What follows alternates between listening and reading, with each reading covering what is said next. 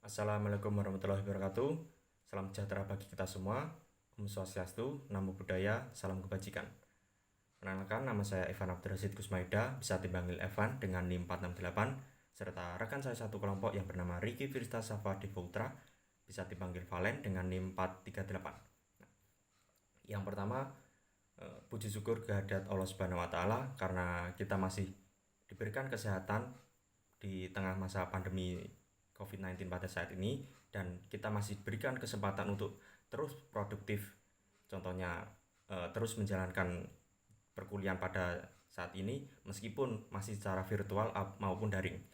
Nah, yang pertama-tama yang terhormat Bapak Yaris Adi Al-Fajrin SHMH yang saya hormati selaku dosen pengampu mata kuliah Kriminologi kelas 2G Fakultas Hukum Universitas Muhammadiyah Malang, serta teman-teman saya satu kelas 2G yang sangat saya sayangi.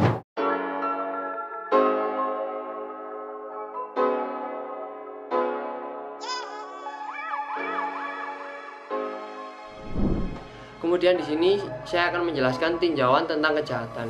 Kejahatan merupakan perbuatan yang bertentangan dengan hukum atau norma yang berlaku, yang tindakannya bersifat buruk, tidak baik, merugikan orang lain, dan bisa juga menimbulkan korban. Menurut Titus Reid, ciri-ciri kejahatan ada 4, yakni yang pertama, kejahatan adalah suatu tindakan yang dilakukan secara sengaja. Dalam pengertian ini, seseorang tidak dapat dihukum hanya karena pikirannya, melainkan juga harus ada suatu tindakan atau perbuatan atau kesengajaan dalam bertindak. Kemudian yang kedua, merupakan pelanggaran hukum pidana. Dan yang ketiga, dilakukan tanpa adanya suatu pembelaan atau pembenaran yang diakui secara hukum.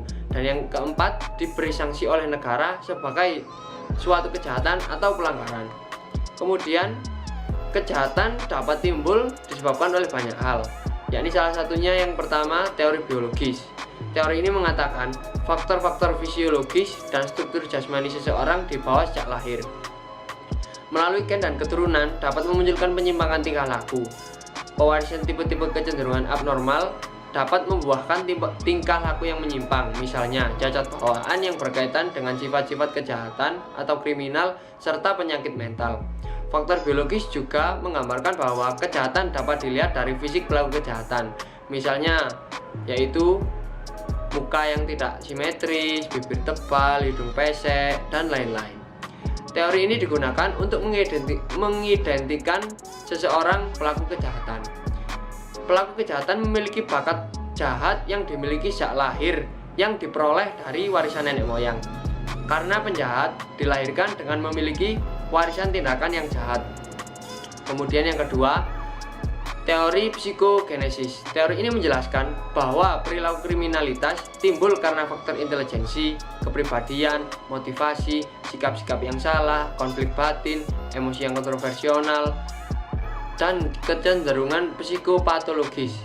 Artinya perilaku jahat merupakan reaksi terhadap masalah psikis, misalnya pada keluarga yang hancur akibat perceraian, kemudian salah asuhan orang tua yang mungkin orang tuanya sibuk kepada karir. Ada juga faktor yang didominasi karena pribadi seseorang yang tertekan dengan keadaan hidupnya yang tak kunjung membaik atau frustasi. Orang yang frustasi biasanya lebih cenderung mudah untuk mengonsumsi alkohol demi membantu mengurangi beban hidup yang ada dibandingkan dengan orang dalam keadaan normal. Pelaku kejahatan cenderung memiliki psikologis yang sedang dalam keadaan tertekan untuk memenuhi kebutuhan hidupnya yang tak kunjung dapat ia lakukan karena tak memiliki penghasilan tetap. Kemiskinan atau faktor ekonomi menjadi faktor yang mempengaruhi terjadinya kejahatan. Karena demi memenuhi kebutuhan hidupnya, maka orang akan cenderung melakukan apapun itu meski melakukan kejahatan sekalipun. Teori sosialis mengemukakan bahwa kejahatan timbul karena adanya tekanan ekonomi yang tidak seimbang dalam masyarakat. Teori ini menggambarkan bahwa untuk melawan kejahatan itu haruslah diadakan peningkatan di bidang ekonomi. Dengan kata lain, kemakmuran, keseimbangan, dan keadilan sosial akan mengurangi terjadinya kejahatan. Kemudian yang ketiga, teori sosiogenis. Teori ini menjelaskan bahwa penyebab tingkah laku jahat murni sosiologis atau sosial psikologis adalah pengaruh struktur sosial yang kurang baik, tekanan kelompok, peranan sosial, dan juga status sosial. Perilaku jahat dibentuk oleh lingkungan yang buruk dan jahat. Sebagai contohnya yaitu kondisi sekolah yang kurang menarik dan pergaulan yang tidak terarahkan oleh nilai-nilai kesusilaan dan agama. Teori ini mengungkapkan bahwa penyebab kejahatan karena dipengaruhi oleh faktor lingkungan sekitarnya, baik lingkungan keluarga, ekonomi, sosial, budaya, pertahanan keamanan, serta penemuan teknologi. Teori ini mengarahkan kita bahwa orang memiliki kecenderungan bisa melakukan kejahatan karena proses meniru sekelilingnya atau meniru lingkungan sekitar, atau biasa disebut juga dengan proses imitasi. Kemudian yang keempat, teori subkultural delinkuensi. Menurut teori ini, perilaku jahat adalah sifat-sifat struktur sosial dengan pola budaya yang khas dari lingkungan dan masyarakat yang dialami oleh penjahat. Hal itu terjadi karena populasi yang padat, status sosial ekonomi yang penghuninya rendah, serta kondisi fisik perkampungan yang sangat buruk. Faktor geografis dan faktor sosiologislah yang sangat berpengaruh dalam teori ini. Dalam faktor geografis misalnya yaitu kondisi jalan yang rusak, itu bisa mempengaruhi terjadinya kejahatan. Contohnya yaitu pencurian kendaraan bermotor. Misal ketika ada jalan yang sepi dan jalannya rusak, seorang pengendara bermotor pastilah akan mengurangi kecepatannya. Dan pelaku kejahatan dapat melakukan aksinya kepada pengendara bermotor tersebut, misalnya seperti tindakan begal.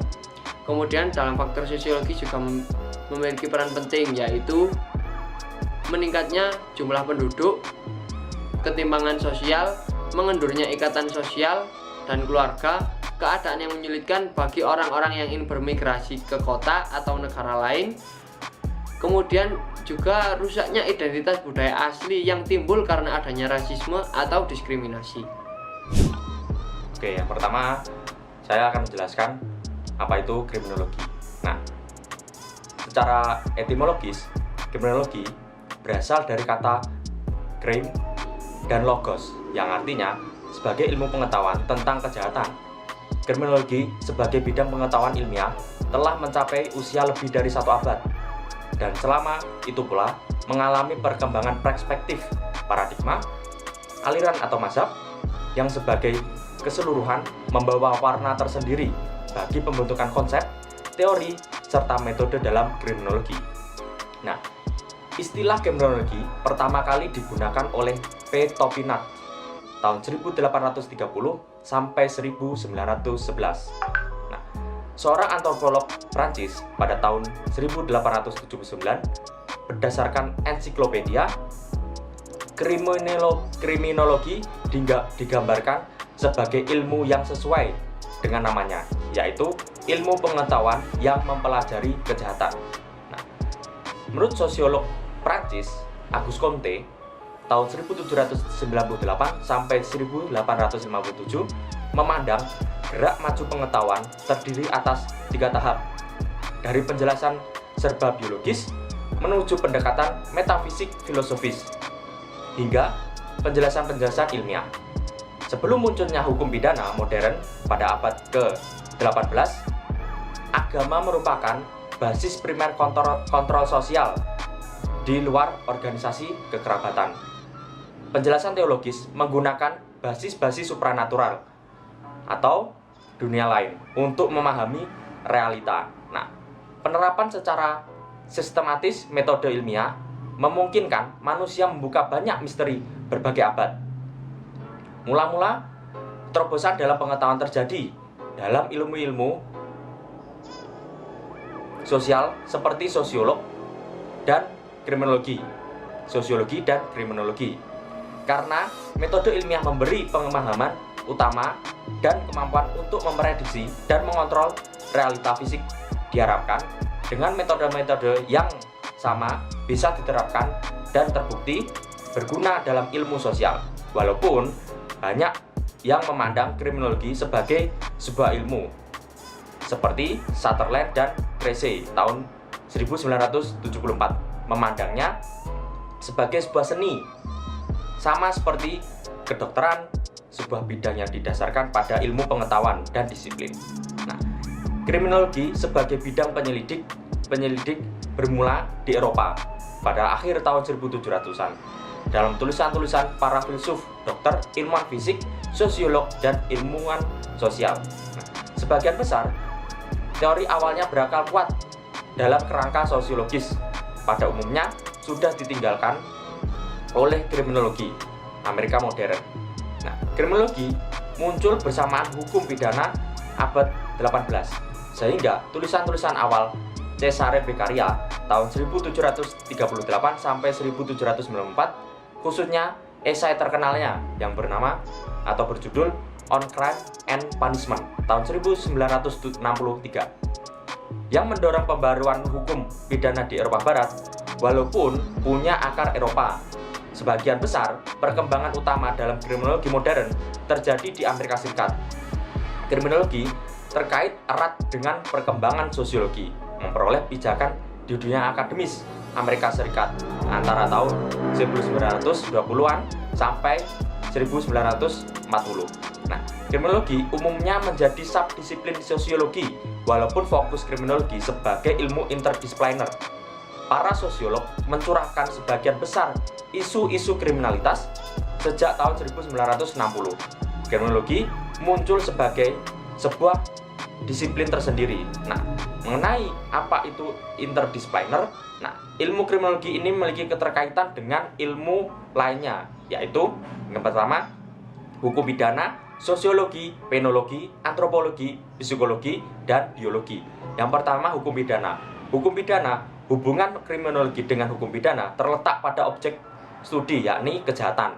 Objek studi hukum pidana secara garis besar berkaitan dengan norma-norma atas kejahatan. Nah, sosiologi membantu kriminologi dalam hal menjelaskan kejahatan sebagai gejala sosial. Kemudian penologi.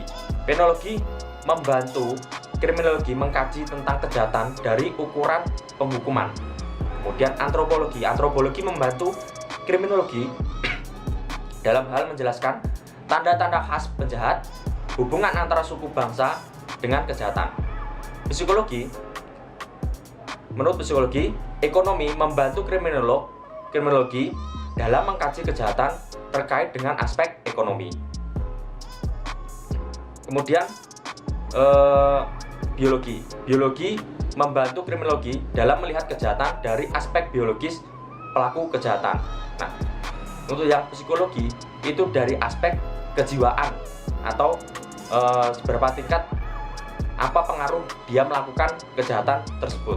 Nah, kalau dari segi ekonomi, dari membantu para kriminolog untuk mengukur apakah motif atau dasar dia melakukan kejahatan tersebut, apakah karena faktor ekonomi atau psikologi kejiwaannya. Nah, kemudian menurut Bonger, kriminologi adalah ilmu pengetahuan yang bertujuan menyelidiki gejala kejahatan seluas-luasnya. Kriminologi teoritis atau murni. Nah, berdasarkan kesimpulan-kesimpulan dari padanya, di samping itu disusun kriminologi praktis. Kriminologi teoritis adalah ilmu pengetahuan yang berdasarkan pengalaman, yang seperti ilmu pengetahuan lainnya, yang sejenis memperhatikan gejala-gejala dan berusaha menyelidiki sebab-sebab dari gejala tersebut atau etiologi. Nah, dengan cara-cara yang ada padanya, contoh patologi sosial atau penyakit masyarakat, kemiskinan, pelacuran, gelandangan, perjudian, alkoholisme, narkotika, dan sampai bunuh diri. Nah, kemudian Bonger membagi kriminologi menjadi kriminologi murni dan terapan. Nah, yang pertama adalah kriminologi murni. Antropologi kriminal mempelajari tentang hubungan kebudayaan dan kejahatan yang ada. Sosiologi kriminal adalah ilmu pengetahuan yang mempelajari dan meneliti tentang gejala-gejala sosial serta berkaitan dengan kriminalitas itu sendiri. Nah, yang ketiga, psikologi kriminal adalah ilmu pengetahuan yang mempelajari dan meneliti kejahatan dari sudut kejiwaan dan mentalnya. Nah, kemudian yang keempat, psikopatologi adalah ilmu pengetahuan yang mempelajari dan meneliti kejahatan dari para penjahat yang memiliki sifat atau sakit jiwa atau keterbelakangan mental. Kemudian penologi adalah ilmu pengetahuan yang mempelajari dan meneliti kejahatan dari para penjahat-penjahat tersebut. Penologi ini pada prosesnya adalah di saat ada sebuah kasus, lalu ditemukanlah beberapa sebab akibat dari penjahat tersebut mengapa melakukan kejahatan itu sendiri. Nah, kemudian kriminologi terapan. Yang pertama adalah criminal hygiene. Adalah ilmu pengetahuan kriminologi yang bertujuan untuk mencegah terjadinya suatu kejahatan, baik sekarang maupun mendatang. Kedua, politik kriminal. Adalah ilmu pengetahuan kriminologi yang bertujuan untuk bagaimana usaha penanggulangan atau mitigasi yang agar kejahatan yang sudah terjadi. Jadi kejahatan itu sudah terjadi, lalu bagaimana cara mengatasi atau menanggulangi kejahatan tersebut atau bahkan sebuah masalah tersebut. Nah, yang ketiga adalah kriminalistik ilmu. Adalah ilmu pengetahuan kriminologi yang berfokus pada pelaksanaan penyelidikan dan penyidikan di dalam suatu kasus kejahatan guna mengetahui motif kejahatan, teknik atau cara kejahatan, sebab akibat, serta sebagai pedoman seberapa besar atau parahnya sebuah kasus kejahatan tersebut. Nah, kemudian menurut Suryono Sukanto, tujuan kriminologi adalah untuk mengembangkan kesatuan dasar-dasar umum dan terinci serta jenis-jenis pengetahuan lain tentang proses hukum, kejahatan dan reaksi terhadap kejahatan. Pengetahuan ini diharapkan akan memberikan sumbangan bagi perkembangan ilmu-ilmu sosial guna memberikan sumbangan bagi pemahaman yang lebih mendalam mengenai perilaku sosial. Nah, lebih lanjutnya, Suryono Sukanto dengan mengutip buku pedoman Fakultas Ilmu Sosial Universitas Indonesia tahun 1978 mengutarakan bahwasannya tujuan tertentu kriminologi, yakni yang pertama, memperoleh pengetahuan yang lebih mendalam mengenai perilaku manusia dan lembaga-lembaga sosial masyarakat yang mempengaruhi kecenderungan dan penyimpangan norma-norma hukum. Yang kedua, mencari cara-cara yang lebih baik untuk mempergunakan pengertian ini dalam melaksanakan kebijaksanaan sosial yang dapat mencegah atau mengurangi kejahatan. Nah, dengan demikian dapatlah dipahami bahwasanya kriminologi diamalkan untuk kepentingan memahami kejahatan dan berbagai perilaku yang menyimpang, dan bukanlah sarana yang diterapkan bagi peradilan semata-mata seperti kriminalistik, melainkan sebagai pure science yang dihasilkan penelitiannya secara objektif, dapat dimanfaatkan bagi kepentingan praktis, misalnya sebagai input untuk bahan penyusunan peraturan perundang-undangan, pidana, strategi kepolisian untuk mencegah kriminalitas tertentu, dan berbagai kegunaan lainnya. Nah, itu untuk penjelasan tentang kriminologi. Oke, selanjutnya adalah mazhab positif Italia, aliran positif atau the positive school. Penolakan terhadap azab sosialis dilancarkan oleh kaum-kaum tipologi, yakni mereka yang menganggap bahwasanya kejahatan bukan dihasilkan dari pengaruh ekonomi, namun kejahatan dihasilkan dari pengaruh perilaku manusia itu sendiri. Penolakan terhadap aliran klasik ini disebut sebagai aliran positive school pada abad ke-19. Aliran positif muncul dari ketidakpuasan dari jawaban-jawaban aliran klasik. Aliran yang berusaha menjelaskan mengapa seseorang bisa bertindak jahat. Aliran ini bertolakan pada pandangan bahwa perilaku manusia ditentukan oleh faktor-faktor di luar kontrolnya, baik yang merupakan faktor biologik maupun kultural. Oleh faktor-faktor bukan makhluk yang bebas untuk berbuat menurut dorongan keinginan, tetapi dibatasi oleh perangkat-perangkat biologiknya dan situasi kulturalnya. Nah, secara singkat, aliran ini berpegang pada keyakinan bahwa seseorang yang dikuasai oleh hukum sebab akibat atau cause effect relationship. Nah, aliran positif mempunyai landasan berpikir sebagai berikut. Yang pertama adalah kehidupan manusia dikuasai oleh hukum sebab akibat. Yang kedua, masalah-masalah sosial seperti kejahatan dapat dibatasi dengan melakukan studi secara sistematis mengenai tingkah laku manusia. Yang ketiga, tingkah laku kriminal adalah hasil dari kondisi abnormalitas yang mungkin saja abnormalitas ini terletak pada individu atau juga pada lingkungannya. Yang keempat, tanda-tanda abnormalitas tersebut dapat dibandingkan dengan tanda-tanda yang normal. Yang kelima, abnormalitas ini dapat diperbaiki, maka penjahat pun dapat diperbaiki pula. Yang keenam, treatment. Treatment telah menguntungkan bagi penyembuhan penjahat, sehingga tujuan dari sanksi bukanlah menghukum, melainkan memperlakukan atau membina pelaku kejahatan agar kedepannya bisa berbuat lebih baik lagi dan tidak mengulangi kejahatan atau kesalahan tersebut. Oke, selanjutnya pelopor dari ajaran positif. Nah, pelopor dari ajaran positif ini adalah Cesare Lombroso pada tahun 1835 sampai 1909. Ajaran Lombroso ini menggabungkan antara positif Comte, evolusi Darwin, serta banyak lagi pionir-pionir dalam studi tentang hubungan kejahatan dan tubuh manusia. Mazhab ini dikenal sebagai mazhab Italia. Menurut pelopornya, kejahatan merupakan bakat manusia yang dibawa sejak lahir. Dikatakan oleh Lombroso adalah criminal is born, not made, atau kriminal itu dilahirkan, bukan dibuat. Nah, teori Lombroso tentang born of criminal atau penjahat yang dilahirkan menyatakan bahwasanya para penjahat adalah suatu bentuk yang lebih rendah dalam kehidupan, lebih mendekati nenek moyang mereka yang mirip kera, adalah sifat bawaan dan watak dibandingkan dengan mereka yang bukan penjahat. Manusia menurut Lombroso dapat dibedakan dari non-kriminal melalui beberapa atavistik stigmata atau ciri fisik dan makhluk. Nah, pada tahap perkembangan sebelumnya mereka benar-benar menjadi manusia. Lombroso beralasan bahwasanya seringkali para penjahat memiliki rahang yang besar dan gigi taring yang kuat. Nah, kemudian ada beberapa proposisi yang dikemukakan oleh Lombroso tentang born of criminal.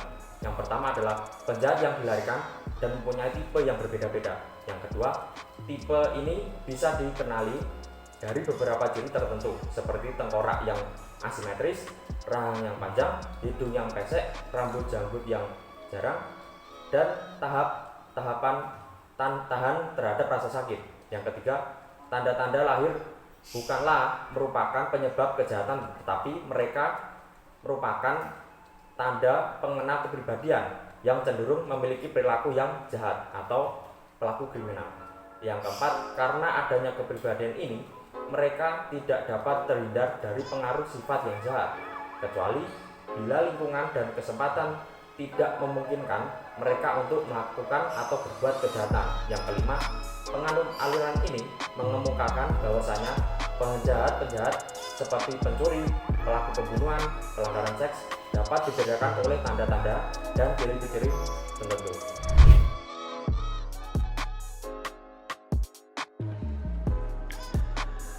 Kemudian pada materi yang ketiga, saya akan membahas macam teori kriminologi menurut mazhab lingkungan. Yang pertama ada teori asosiasi diferensial dari Edwin H. Sutherland. Sutherland memfokuskan pada konflik budaya dan disorganisasi sosial serta asosiasi diferensial. Pengertian asosiasi diferensial oleh Sutherland dimaksudkan bahwa tidak berarti bahwa hanya kelompok pergaulan dengan penjahat akan menyebabkan perilaku kriminal, tetapi yang terpenting adalah dua sisi dari proses komunikasi dengan orang lain. Munculnya teori asosiasi diferensial ini didasarkan pada tiga hal, yaitu yang pertama, setiap orang akan menerima dan mengikuti pola perilaku yang dapat dilaksanakan, dan yang kedua, kegagalan untuk mengikuti pola tingkah laku dapat menimbulkan ketidakharmonisan, dan yang ketiga, konflik budaya atau konflik of cultures merupakan prinsip dasar dalam menjelaskan kejahatan. Jadi kesimpulan teori ini adalah tingkah laku jahat dipelajari dalam kelompok melalui interaksi dan komunikasi. Yang dipelajari dalam kelompok tersebut adalah teknik untuk melakukan kejahatan dan alasan atau nilai-nilai, motif, rasionalisasi, dan tingkah laku yang mendukung perbuatan jahat tersebut. Teori ini menekankan bahwa semua tingkah laku dipelajari. Dengan kata lain, pola perilaku jahat tidak diwariskan, tetapi dipelajari melalui suatu pergaulan yang akrab atau dari lingkungan sekitar. Kemudian yang kedua, teori tegang atau anomi atau strain teori dari Emil Durkheim. Anomi adalah sebuah istilah yang diperkenalkan oleh Emil Durkheim untuk menggambarkan keadaan yang kacau atau tanpa peraturan. Kata ini berasal dari bahasa Yunani a yang berarti tanpa dan nomos yang berarti hukum atau peraturan. Teori anomi berasumsi bahwa penyimpangan adalah akibat dari adanya berbagai ketegangan dalam struktur sosial sehingga ada individu yang mengalami tekanan dan akhirnya menjadi menyimpang. Dengan demikian, anomi adalah keadaan atau nama dari situasi di mana kondisi sosial atau situasi masyarakat lebih menekankan pada pentingnya tujuan-tujuan status. Tetapi cara-cara yang halal digunakan untuk mencapai tujuan status tersebut jumlahnya hanya sedikit. Memang pada dasarnya untuk mencapai tujuan status atau kesuksesan hidup seseorang harus melalui dengan cara yang halal. Dan di benak setiap orang akan selalu tersirat mimpi atau keinginan untuk meraih kesuksesan tersebut. Situasi anomi tersebut dapat berakibat negatif bagi seseorang yang dimana untuk mencapai tujuan statusnya mereka terpaksa melakukan cara-cara yang tidak halal, diantaranya melakukan penyimpangan atau kejahatan. Kemudian yang ketiga, teori kontrol sosial atau social control theory. Teori ini merujuk kepada setiap perspektif yang membahas ihwal pengendalian tingkah laku manusia. Kontrol sosial memainkan peran penting dalam menyediakan komunitas yang lebih produktif dan harmonis. Ini berkontribusi pada pertumbuhan individu dan kemajuan komunitas. Misalnya, tempat-tempat dengan tingkat kejahatan yang lebih tinggi lebih cenderung menjadi tempat di mana adanya kemiskinan, mobilitas, dan heterogenitas ras etnis yang paling rentan. Kehadiran faktor-faktor tersebut menentukan tingkat kontrol sosial dalam satu komunitas, terutama dalam hal penempatan infrastruktur. Kemudian tingkat kontrol sosial yang lebih tinggi dalam suatu komunitas dapat menghasilkan komunitas yang terorganisir yang dapat mengarah pada peluang yang lebih baik di komunitas. Jadi kesimpulannya, teori ini merujuk kepada setiap perspektif yang membahas ihwal pengendalian perilaku manusia, yaitu delik dan kejahatan terkait dengan nilai-nilai yang bersifat sosiologis. Contohnya struktur keluarga, pendidikan, dan kelompok dominan. Kemudian yang keempat, cultural deviance theories atau teori-teori penyimpangan budaya. Cultural deviance theories atau teori penyimpangan budaya memandang kejahatan sebagai seperangkat nilai-nilai yang khas pada kelas bawah yang bisa menentukan tingkah laku di daerah-daerah kumuh atau slum areas, menyebabkan benturan dengan hukum-hukum masyarakat. Terdapat persamaan antara strain maupun teori penyimpangan budaya yang menempatkan kejahatan pada ketidakberuntungan posisi orang-orang di strata bawah dalam suatu masyarakat yang berbasiskan kelas. Ada 3 teori dari cultural deviance theories. Yang pertama, social disintegration. Teori ini memfokuskan diri pada perkembangan area-area yang angka kejahatannya lebih tinggi yang berkaitan dengan disintegrasi nilai-nilai konvensional yang disebabkan oleh industrialisasi yang cepat, peningkatan imigrasi dan urbanisasi. Kemudian yang kedua, differential association. Teori ini memegang pendapat bahwa orang yang belajar melakukan kejahatan sebagai akibat hubungan dengan nilai-nilai dan sikap-sikap antisosial serta pola tingkah laku kriminal. Kemudian yang ketiga, cultural conflict. Teori ini menegaskan bahwa kelompok-kelompok yang berlainan belajar conduct norm atau aturan yang mengatur tingkah laku yang berbeda, dan bahwa conduct norms dari suatu kelompok mungkin berbenturan dengan aturan-aturan konvensional kelas menengah.